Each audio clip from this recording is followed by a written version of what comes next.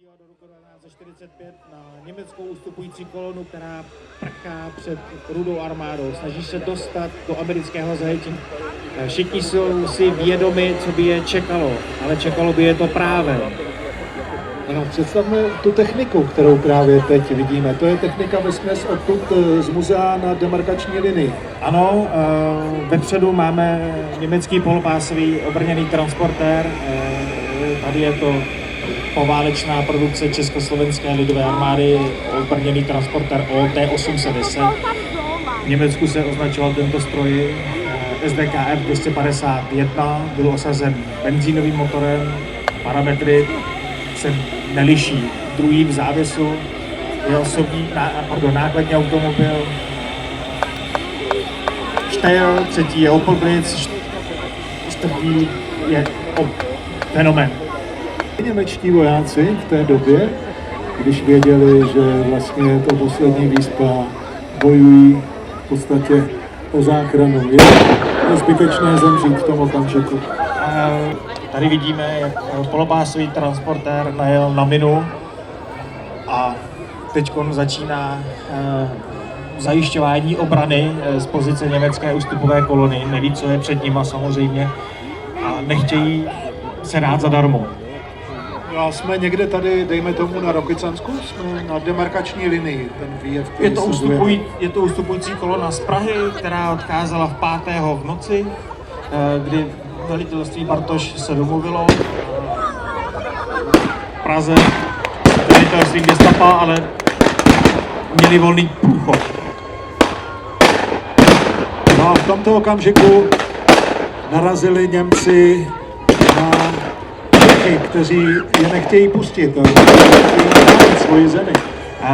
Snažili se za jakýchkoliv možností a okolností zastavit postupující nebo ustupující německé jednotky. Chtěli si s nima vyřídit ty účty po těch 7 letech toho brutálního utlačovacího nátlaku. Byli to bývalí vojáci, byli to lidi, kteří se museli schovávat před systémem. No, mluvili jsme už o tom, že za druhé světové války zahynulo 360 000 československých občanů.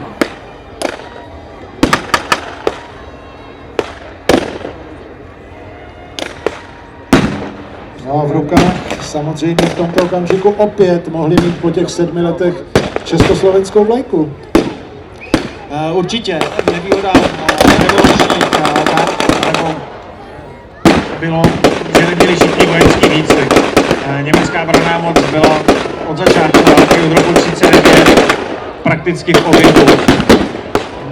Byla silně vyzbrojená, byla moderní, začínalo se na tankách, které vážily 8 tun, 9 tun. Na konci války německé těžké tanky měly 65 tun. Tady vidíte ten progres, který tam nastal. Ano, v tomto okamžiku byli naši úspěšní a Němci se vzdávají, přátelé.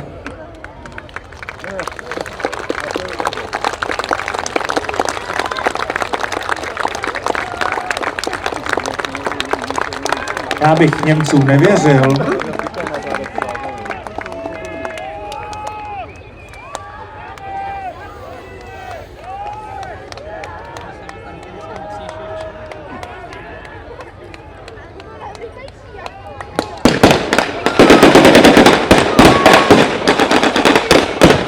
Já se pamatuju,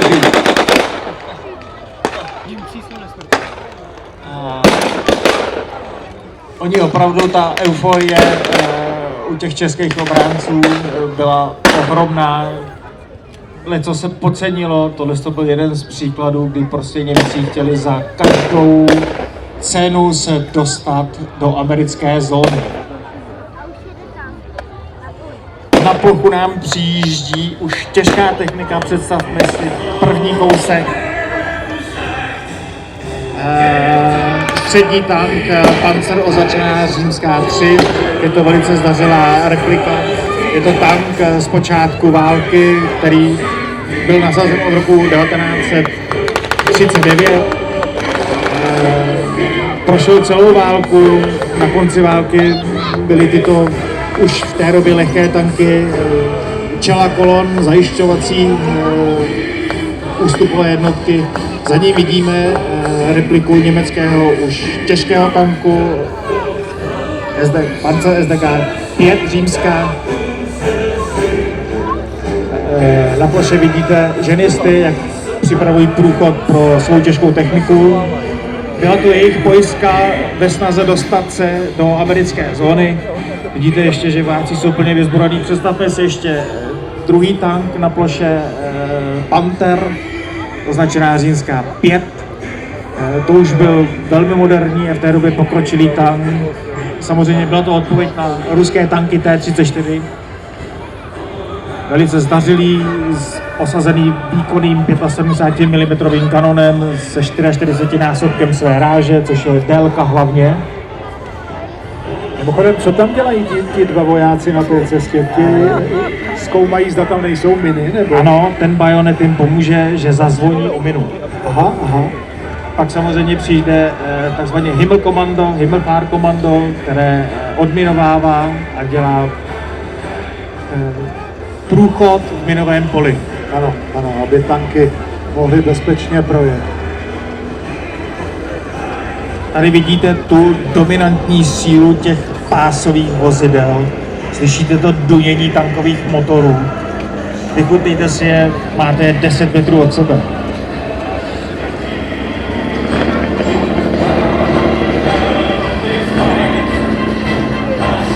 Co všechno dokázali tyhle německé tanky? Jaké to byly stroje?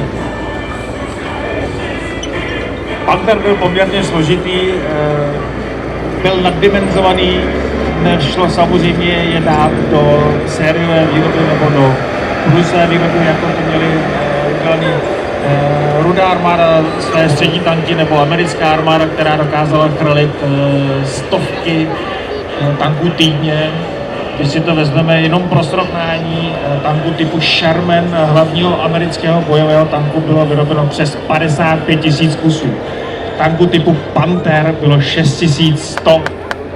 A teď se budeme hádat o 5-7. Vidíte ten nepoměr, tanku typu Tiger bylo 1700 kusů. Tak to je samozřejmě velký nepoměr.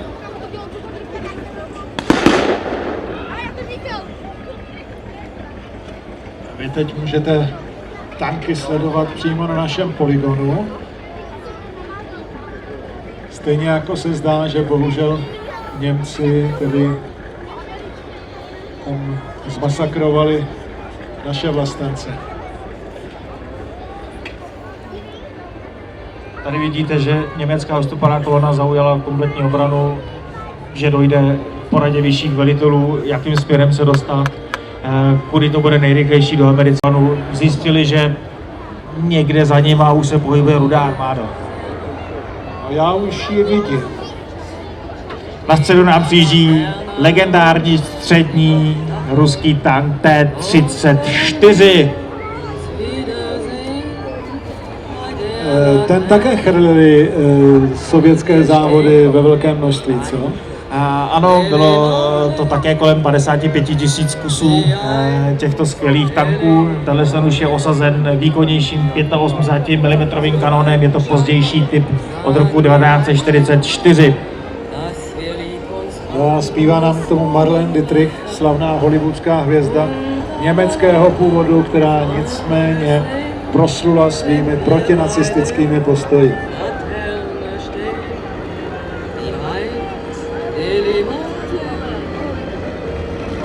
Pro představu tankový motor osazený v tanku T-34 je výkonný 520 koňový motor. Pro zajímavost, tanky typu Panther byly osazeny motorem Maybach 13,2 12 válce na výkonu 580 až 620 koní. No, Sověti zaútočili na ustupující Němce. Sověti si byli vědomi své výrazné převahy. Chtěli pokořit Němce, nesli největší utrpení po celou dobu války. sich wie im Traum an ein Verliebter, wenn sich die später Nebel drehen,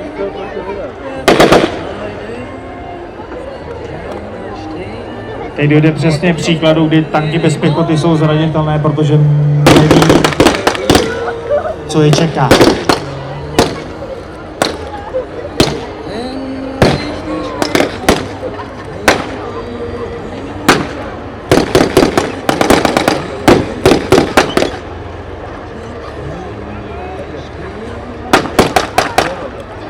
Jen pro zajímavost, ten tank je opravdu vyroben do roku 1945. Čili opravdu unikátní historický kousek.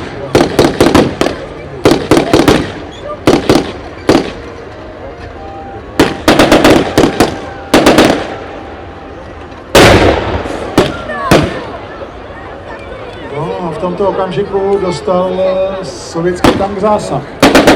Ano, v reálu by samozřejmě ten tankový souboj byl vedený na delší vzdálenost, ale my jsme omezený prostorem, nicméně přichází na scénu další tank, to je T-34 osazený kanonem ráže 76 mm. Tanky, které se vyráběly od roku 1941 a byly velmi těžkým překvapením pro německou brannou moc. Tanky používaly zkosený pancíř, neměl rovné hrany jako na německý strojí. Bylo to kvůli obraně protitankových nábojů, který vlastně po zkoseném pancíři měli tendenci sklouznout. No a ten tank s nápisem Žižka je samozřejmě tank prvního československého armádního sboru. Ano, armádní sbor, všichni tankisti byli hrdí na to, že můžou postupovat nitrem Československa a osvobozovat zem, která byla utlačovaná takovou dobu a oni k tomu teď můžou přispět. A zmíníme to jenom, že nejenom Rudá armáda samozřejmě postupovala na našem území, ale byla to rumunská armáda, maďarská armáda, dřívější německé branné moci, které byly už osvobozeny, tak přecházely na stranu vítězů. Vidíte, že i tam Pantar dostal zásah.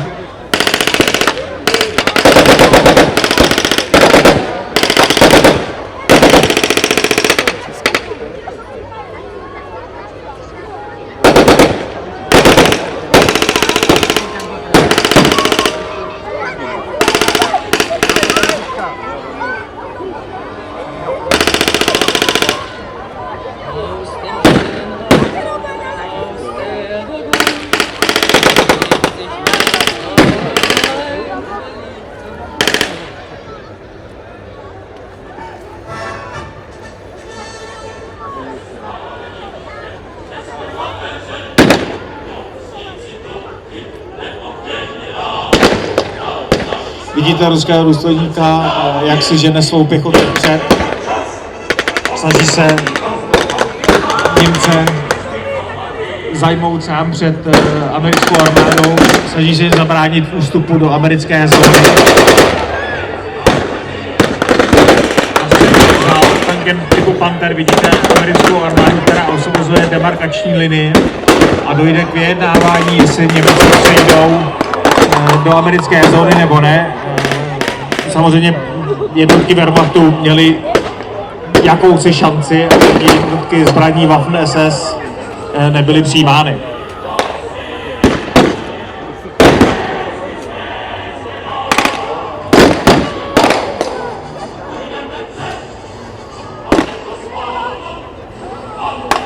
Vidíte tu pestrou směsici uniform na německé straně a přivítejme, na scéně se nám objevil North American P-51 typu D Mustang.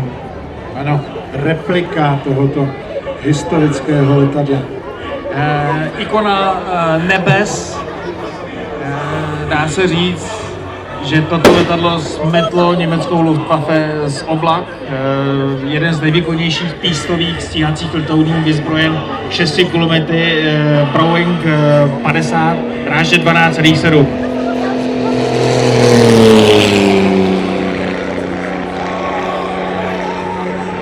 Má opravdu jedinečný zážitek vidět ho na obloze.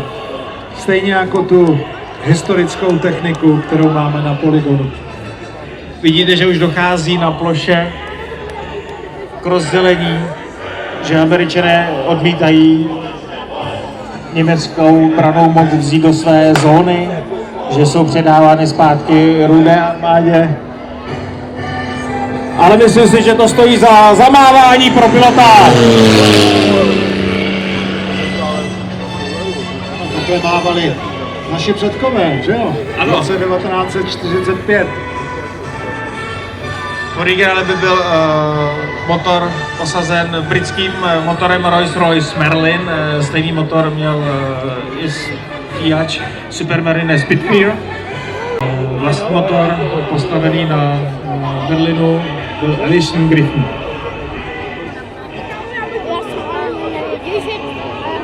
Byl to postrach německých lokomotiv. Jeho velkorážné kulomety osazeny pancéřovou municí prostřelovaly kotle německých mašin, dokázali prostřelit i kolejnici. Vemte si, že ta šina byla 5 cm silná.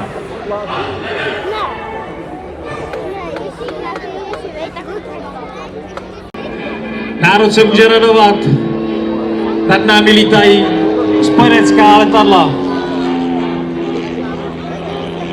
Úžasné na tomhle letadle Ferriera byl jeho dolet, dokázal doprovázet mocnou 8. leteckou armádu z anglických letišť až na srdce Německa. Dolet stíhače byl kolem 2200 km. Bylo to samozřejmě způsobený aerodynamikou letadla.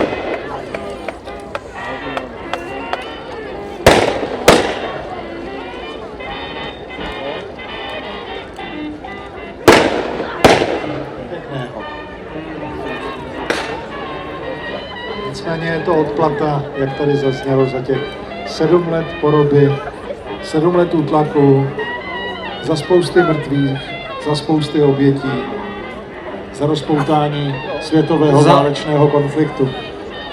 Byl to opravdu světový konflikt, zasáhl celou zeměkouli, ale je 6. května, 7. května. Československá republika je osvobozená, tak pojďte s náma slavit! Začíná doba míru!